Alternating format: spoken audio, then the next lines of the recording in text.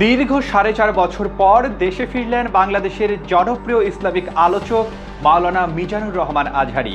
নিজের verified Facebook পেজে এক পোস্টের মাধ্যমে এ তথ্য জানান তিনি নিজেই। কি লিখেন তিনি ফেসবুক পোস্টে? আজহারী লিখেন, আলহামদুলিল্লাহ, সালামাতে প্রিয় মাতৃভূমিতে এসে পৌঁছালাম। পরম করুণাময় এই প্রত্যাবর্তনকে বরকতময় করুন। দুয়ার নিবেদন। আজহারী এই স্ট্যাটাস দেওয়ার পর লাখ লাখ ভক্ত ও শুভাকাঙ্ক্ষী তাকে স্বাগত জানিয়ে ওই পোস্টে কমেন্ট করেন। সেই সাথে তার এই ফেরাকে স্বাগত জানান আরেক ইসলামিক স্কলার ও আল সুন্নাহ ফাউন্ডেশনের চেয়ারম্যান শায়েখ আব্দুল্লাহ। নিজের ভেরিফাইড ফেসবুক পেজ থেকে কমেন্ট করে এই অনুভূতি জানান তিনি।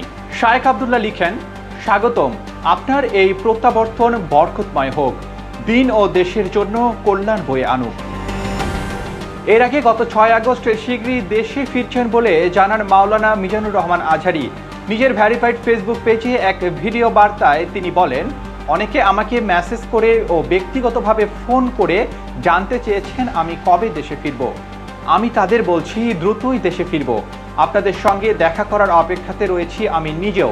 শীঘ্রই সাম্য, মানবাধিকতা, মুক্ত, স্বাধীন বাংলাদেশে আমি আপনাদের সঙ্গে সাক্ষাৎ করতে চাই। 2020 সালের ফেব্রুয়ারি মাসে বাংলাদেশ থেকে মালয়েশিয়ায় চলে যাওয়ার ঘোষণা দেন তিনি। তখন তিনি এক ফেসবুক পোস্টে জানান, পারিপার্শ্বিক কারণে এবং গবেষণার জন্য তিনি আগামী মার্চ পর্যন্ত সব ওয়াজ মাহফিল বন্ধ রেখে মালয়েশিয়ায় যাচ্ছেন।